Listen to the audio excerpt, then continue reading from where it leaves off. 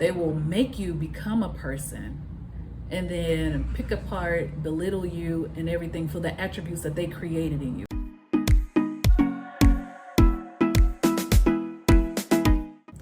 Hi, and welcome to Diary of an Introverted Black Woman. My name is Cree, and today we're going to be talking about a very serious topic. But if you've started to follow me and you know a little bit of my journey, you kind of realize that I probably hadn't been uploading in about a month, and that is because at the time I started this channel, I was in Cusco, Peru. Okay, so if you know anything about Cusco, you know that the altitude there is high and it can be very taxing on a person's body who is not used to such altitudes. I was one of those people, to the point where I was in the midst of a healing of my body, some things that I was going through before I got there, and they began to make it worse. So I had to leave, had to get out of there a couple of weeks earlier than I planned, but I'm back on the channel and I feel a lot better, and I just thank God that I was able to move as quickly as I was. I felt better almost instantaneously once I was back at a lower altitude. So right now I'm in a very beautiful place, and if you want to know more about my travels, be on the lookout for my mini vlogs, and I'll get more into that, talk more about those things in those videos. But today we're going to talk about the spiritual warfare of an empath, and I'm going to be talking about my life in four video series. And the first one is the one we're gonna start with today, where I talk about what spiritual warfare looked like for me as a child growing up. Okay, so without further ado, let's get started. So the first thing I want to talk about today is walking on eggshells. And walking on eggshells is basically the spirit of fear. And I want to talk about my experiences before I really get into the spirits and operation behind what it was that I dealt with. So walking on eggshells for me, I feel like was the beginning of the spiritual warfare in my life as a child. It is one of the first things that I remember very vividly, as far as being afraid to speak or being afraid to move, being afraid to do anything that would draw attention to my life or to me that would make me get in trouble unnecessarily, or anything that I felt like that would cause me harm. As a kid, I just wanted to be in the shadows because I didn't want to have to face undue punishment for no apparent reason. I didn't want to have to be hurt. So walking on eggshells is the first thing that I learned how to do. So what that looked like for me was scanning for danger. Scanning for danger for me was watching for tone, for body language, for my environment, to see if anything has changed that would have caused me to somehow be in trouble. Walking on eggshells is, for the lack of better words, managing the emotions of the narcissist. Now, because I grew up in a household where both parents were narcissists, I was doubly scanning for two different things, two different people, I should say, which was double the work for somebody who may have only had one narcissistic parent, and in turn may have had another parent who was a safe space. I did not have that. I did not have a safe space whatsoever. And so walking on eggshells for me could look like one day my father was not in a good mood, so managing his emotions, trying to do nice things so that he wouldn't be upset, right? And or people pleasing. That's a very big one for narcissistic abuse victims. Doing nice things to keep them happy. Things like this is what managing emotions look like. You're trying to keep the peace. You want to keep the atmosphere open and happy, right? And so as a child, I learned how to do this very young. I don't remember a time where it started, and I was like, oh, this is what I need to do. It was just something that was ingrained into me. Okay. And the spirit behind dealing with this walking on eggshells is the spirit of fear. The spirit of fear is the first one that was introduced into my life as a child. I feel like it's one of the easiest spirits to fall on a person's life, because fear can literally be of anything. You can fear anything. And so I feel like it's the enemy's biggest weapon, and probably one of the easiest for children, because children can be naturally scared of things that are not scary, right? And so because of the spirit of fear entering my life, these things are what came along with it. So there's an anticipation of danger, which I talked about, scanning my environment for danger to make sure that everybody is happy so that there is no punishment today, right? And then you have hyper awareness, and it falls in the same category. Then you have self-erasure. And basically what self-erasure is that you do away with everything that you are to be what you need to be for the other person to keep them happy. And now, as a child, you're never really given a sense of self growing up. It's not something that you don't even know that exists until you're older, and you begin to wonder, like, why is my life like this? Like, why do I not know what I want, what I like, who I want to be around? You have a very hard time with your identity, because yourself was not even given room to grow, which was the case for me as I began to grow older. I never knew what I wanted, but I had dreams, I had things like that, but I never knew who I was. What did I want from life? Like, deep down, like, the dreams, the goals, and those things, they came much later on in life as I began to figure myself out. But as a child, I had no self-identity. And so that's where the self-erasure comes from. Also, you have the people-pleasing, which is a very big one. And people-pleasing comes from the fact that you just want everyone to be happy so that your environment feels safe. You know that your environment isn't safe, but you want it to feel safe as much as possible, to be comfortable, to be relaxed. And then there is the inability to relax. Your fight or flight response is kind of always loading in the background. And so when you're in this, I'm sorry. There is somebody out here selling, I don't know what he's selling. He's selling something, but he comes around and he's kind of yelling. It's a little bit distracting. Okay, she's not buying, he's leaving. Okay. So the inability to relax comes from the hypervigilance of always being aware of your surroundings. You're always in flight or fight mode, because you have to be ready. You don't know what's going to happen next, from one moment to the next, one day to the next, 1 minute, 1 hour. You're always in this ready to fight mode, or ready to, run mode, right? And the last thing that I have here for the spirit of fear is freezing when threatened. Now, as a child, that was a big one. You freeze because you don't know what's the right or the wrong thing to do. Because of that, you face a lot of inconsistencies with behavior from the narcissist, right? And so one day, being extra nice and people pleasing could be the right thing, but the next day it might not be the right thing. So this inconsistent behavior, the back and forth of not knowing what to do from one day to the next, causes that inability to act when you feel threatened. You freeze, you don't know what the right answer is.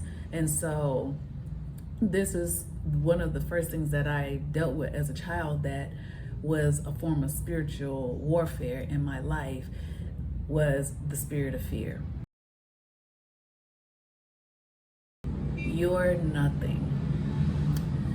You are you're not anything. You're never gonna be anything. You're never gonna amount to nothing. These were words that were told to me throughout my childhood, more so in my preteen years, going into my teenage years. I heard this predominantly from my father, more so than my mother. And I don't know why, he felt the need to say those things to me. Really, when he would try to, put me down and say these kinds of things to me, I never really consciously took them in. So to me, because my father was an alcohol and a drug abuser, it's like his words were not to be taken seriously. But, as a Christian, we all know words do have power and they do have consequence. Even though I didn't take them seriously at face value when they were being said, I didn't take them in and I didn't disregard them either. It just was. But even though those were spoken over in my life, it definitely came out as I began to move through my life as a young adult and as I gotten older. I would go through these moments where I would feel so low and so bad about myself, where I would say, oh, I just feel like trash. I feel like human garbage. I would say these words to myself, or I would say them out loud, or even in my prayers, I would say this: I'm not worthy. God would bless me with things and I didn't feel worthy of them, because why would you waste blessings on me? I'm nobody, right? And so this particular spirit that began operating in my life is called the spirit of Korah. Korah comes from consuming your sense of self. And it goes right back to the fear. Only those two began to operate with each other to make that thing even more deeper. And because it consumes your sense of self, you not only don't know who you are, but you get into this ball of confusion of the lies that were told to your life, and you begin to believe them. So if you were spoken over as a child that you're ugly, nobody's ever gonna want you, you're too dark, you're too fat, you're too whatever enter your adjective in there is, those things stay in your head, they stay in your mind. Even as a young child, they don't go anywhere, because words do have power. And so I struggled with my sense of self for a very, very long time. And when you don't know better, you don't know to do better, okay? So the next part of the Korah spirit is it breaks and it crushes your spirit. And this particular attribute of the spirit, it destroys all of your confidence. You don't have any confidence for anything. One way that came out in my life as I grew up was first of all, I developed anxiety and social anxiety. I mean, just talking to people, not in front of people like on a podium, although I couldn't do that as well, but to just talk to people one-on-one, people that I'm not familiar with, people I don't know, was very hard for me. I couldn't hold conversations because I had the fear of saying the wrong thing. I had zero confidence, in conversations. And, people would use that and just railroad over me in conversation. It was like I wasn't even there. I was not deemed important. I was not deemed intelligent. You get that a lot, especially when you're very introverted as an empath, okay? But the breaking and the crushing of your spirit is very, very, very traumatizing. This spirit entered my life at a young age before I even had a sense of self. And it also did not allow me to gain a sense of confidence. So you can't really be confident if you don't really know who you are. You have to have something to be confident in. And so I dealt with that for much of my life as well. Bullying. I dealt with so much bullying in my life that I promise you, I felt like everywhere I went, I had a kick me sign on my back. If you were a kid of the 80s/90s, then you know what I'm talking about. That was a thing back then. For the longest part of my life, I could not understand why in the world was I bullied so relentlessly throughout my entire life. And you know, as an adult, going back over these things, as God has opened up my mind and giving me more wisdom about what I've gone through, He had to show me that the reason why I was bullied so bad is because my parents were my first bullies, and they basically laid the path for everybody else. Because I didn't have that sense of self and I didn't have confidence, I was a magnet for bullies because they knew I wasn't going to fight back, I wasn't going to say anything, and I was just going to take it. One of the ways that I was bullied as a kid by my parents was called motor mouth. I was very animated, I was a very talkative child up until about kindergarten. I remember being that way, I remember being bubbly. But I got called that so much to shut up, to be quiet, to the point that I did actually stop talking. So the child that I was from kindergarten to the child that entered the first grade was not the same kid. I had become very subdued at that point in my life, where I went from just your average typical kid to a kid who was a shell of their former self, right? And so the bullying spirit, the bullying behind this spirit is called the spirit of Leviathan. And I'm going to get into that more, but I want to talk about this bullying a little bit more, because not only did I get bullied with name calling, I got bullied for being just different. I was the thing that I was different for being quiet, for being a little passive, and being in the background, was the result of the treatment that I was getting. I was being bullied for those attributes. So it's a really crazy, weird cycle that narcissists put you in. They will make you become a person and then pick apart, belittle you and everything for the attributes that they created in you. So that was the cycle that I was living in. So I was bullied for being different, for being quiet, for being away from everybody else. But in essence, it was me protecting myself, the situation that they created for me. And so also another aspect of the bullying, if you grew up in the era that we grew up in, like I said, 80s, 90s kid, you knew that punishment, corporal punishment, was a thing back then. Everybody, kids got spankings or whoopings, depending on where you're from, right? And so for us, that was a normal part of life when you were disciplined. But in a way, for me, where it was a little bit different was the fact that when I would get disciplined in this way, there was always something about me that my punishment was longer.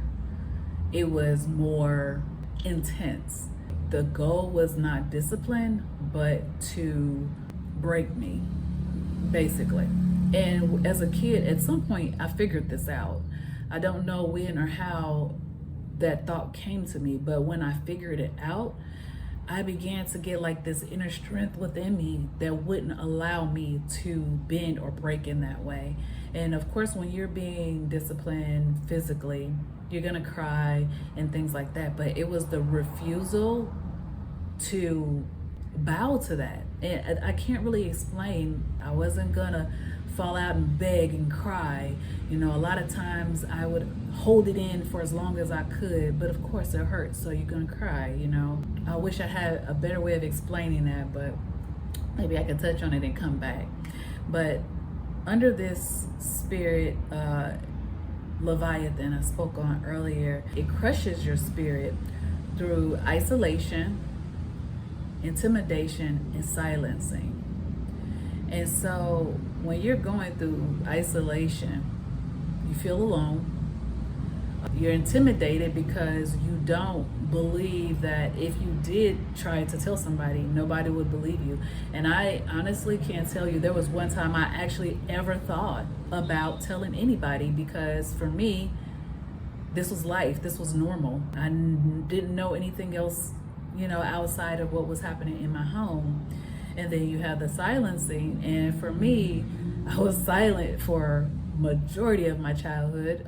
Like I spoke on earlier in the video, I was a very quiet, subdued kid, very isolated, didn't have friends, very othered in my own family, and not just my primary family, but secondary family, cousins and uncles and aunts and things like that. So even if I wanted to go out and say something to anybody else, I didn't have that confidence that I would have help, okay? And so that leads us into the scapegoating. Scapegoating, to me, in my words, my opinion, is the same as gang stalking. And that's a newer term that, people are using today in the narcissism community. It's basically ganging up on you.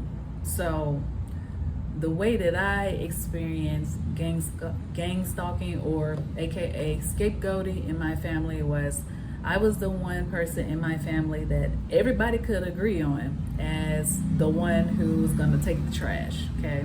I was outed in my own family. My parents, who didn't even like each other, found common ground in the way that they treated me. The same with my siblings, who became flying monkeys to do the work when they wasn't around. Now, being the oldest sibling in the family, being the oldest of my siblings, I didn't face physical harm because I was bigger and I was older. So I didn't face physical harm. But when things got bad and there were fights and things of that nature, even if I was right, I was wrong, and I got disciplined for it, okay? So that's what I mean. There was nothing that I could do or say to be seen as right. There was nothing I could do or say to have fairness in my life for myself, okay? And so the spirit behind gang stalking or scapegoating is the spirit of Jezebel. And we're all very familiar with that spirit, but I'm gonna go into it a little bit more. So Jezebel recruits allies, okay? Like I said, they bring people from other places and they, have them come on board, and now we're in a party against you. You don't have allies, you don't have friends, everybody's on my side and you're out by yourself, okay? She smears your reputation. As a child, I don't know what was said about me. I have no idea. I do know, however, that the things that I've gone through as a person who's taken care of children for about 10 years of my life, I know there were signs, because one of the things that you're taught is to look for them when you become a child care provider. As a former preschool teacher, I know there were signs. And so to me, it makes me wonder what was said and done for other people to see it and still just not question it, or to not question it, to walk away from it. I do believe that I had a teacher once who was very concerned, who did a home visit in preschool years. And I remember this vividly because I was so excited. I didn't know teachers came to your house. So I had a teacher to come to my house, and I didn't get to see her, I didn't get to talk to her or speak with her, which was weird because I thought she was coming for me. But I didn't hear anything else about it, didn't know anything else about it. Again, I was very young. So I feel like that was probably an instance where something was said or something was seen in my behavior. Maybe I had bruises or something, I don't know. But Jezebel also isolates you and makes you look crazy. Now, one thing is very funny. I'm not gonna get into it now because this is just the first video, but they love that word, she crazy. not knowing, well, no, they know, but the things that you react to, they use those actions and call you crazy to other people after they poke and prod and poke and prod. And so these are things that happened in my life as I got older. Not sure if this was said or done, as a child. I hope not, because that would be crazy. But that is what the Jezebel spirit looks like, okay? The final one that I'm going to talk about was very big for me, and it is still something that I struggle with to this day, and that is not being allowed to rest or relax. When I was growing up, everything was about cleaning. Everything. You want to go outside, you gotta clean. You want to do this, you gotta clean. You want to do that, you gotta clean. Clean, clean, clean, clean, clean. All throughout my childhood. That's all I can remember.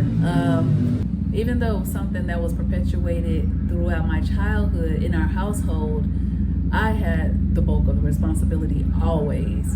Washing dishes, mopping floors, mopping and waxing. And this was not a quote unquote family affair. This is something that was on me to do.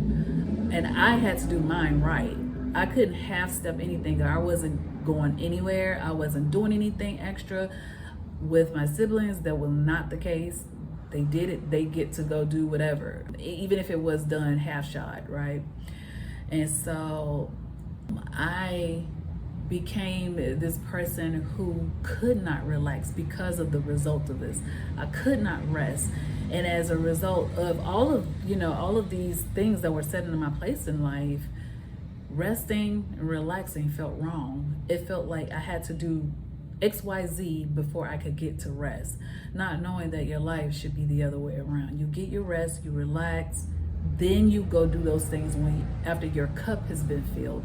And this is something that I still to this day struggle with. Now don't get me wrong, a sister will go take a nap now, but I was not a nap taker. I would work 10, 12 hours sometimes, depending on what job it was. And I was just a gung-ho, always at it type of person, right? And so the spirit behind this is the spirit of Pharaoh, which is basically compulsive labor, okay? If you read about Pharaoh in the Bible, he could have cared less about them people getting rest. He wanted what he wanted, and that was that, right? And so with this spirit, the more you work, the more that is required of you. And I can honestly say I've been in jobs where bosses or supervisors were operating under narcissistic spirits, and this is so true. The better you are at your job, the more they're gonna throw it on your plate because they feel like, hey, you can handle it, not knowing that we're all human. Some of us need more rest than others. Some of us need more whatever, and things like rest and relaxation is seen as something bad or dirty. But as a child, I can't tell you a time where if I was sitting on the couch, just chilling, watching TV, I did that in the presence of my parents. That didn't happen. Those times were when they were not around, being able to color and draw, because art is like my passion for my entire life. To be able to do those things, I was not in their presence. I may have been at school, maybe after school care, maybe home alone. Those were activities I enjoyed in my lonesome. But to be seen doing something like that, it's like you don't have anything else better to do. You could go take out the trash, and when you get done, the floor needs mopping in the kitchen. These are the things that made me to become a compulsive laborer, okay? And I had to unlearn that. Okay, another part of this is they treat you as if your worth is equal to your output, okay? And so for me, that looked like in school, I was a straight A student my entire, if not most of my entire elementary school years, most straight A's, gifted programs that I was never able to attend because they didn't care enough to go past that, but had enough bragging rights to say, hey, my kid did this, as if they did the work. No, you just ignored me. And so because I was ignored, the more I did, the more attention I got. So when I stayed on the honor roll and I got certificates and I had the programs and hey, look what I got, I got the semi praise that, that I never got before. So all of that work, imagine working for an entire school year for good grades just to get a half-hearted you did good, and for them to take your hard work and brag about it to other people as if they somehow poured into you, okay? So my worth, no matter how hard I worked, still wasn't good enough. It was never going to be good enough, okay? And then the last one with the Pharaoh spirit is you're expected to meet impossible demands. I dealt with this as a kid as well, but I dealt with this more so during my years in the church. And again, I'm not going to get off into that more, but I will circle back around to it once I get to that video. But as a child, I can't really remember having demands expected of me. The grades that I got, they were supposed to be good grades, yeah. But it's something I worked hard for because I wanted the love and attention and affection. So this particular part didn't apply to my life until I got older, okay? So just to wrap up this video, the warfare of the spirits that were operating in my life were sent by the enemy, apparently, to destroy me from childhood, from birth. So, back then I couldn't understand what it was about me. But, as I continue on this journey, God's got something for me. Clearly, because the devil has been trying to take me out since I got here, okay? So we got the spirit of fear, the spirit of Korah, the spirit of Leviathan, the spirit of Jezebel, and the spirit of Pharaoh. I was raised under these 5 spirits. And I touched on these because I want people to know that even as a child, especially when you're chosen by God, the enemy comes at you from the moment you come into this world. And when you come into this world gifted and chosen by the Lord, you learn at a very young age that, especially if you were born in the church, if you were raised in a church like I was, I learned at a very young age how to warfare. And I'm gonna go into that maybe later on in some of my other videos about learning how to warfare, growing up in the church, and how I was initially attacked in a way that I backslid very hard. But we're not going to go into that, like I said. Okay, so the results of the childhood warfare of all of these spirits operating in my life led to anxiety, social anxiety, depression by the time I was in early years of grammar school, and also fear of the dark. I became very fearful when the sun would go down, particularly when the sun was going down, and I just cannot express the way that I would feel. And I'm not laughing because it's funny, it's just, going back through these thoughts and these feelings and emotions are just kind of like, wow, okay. And also because I was afraid of the dark, and this is the fear of the dark for me lasted well into my teen years. This is not something that a little kid, something I just went through as a little kid.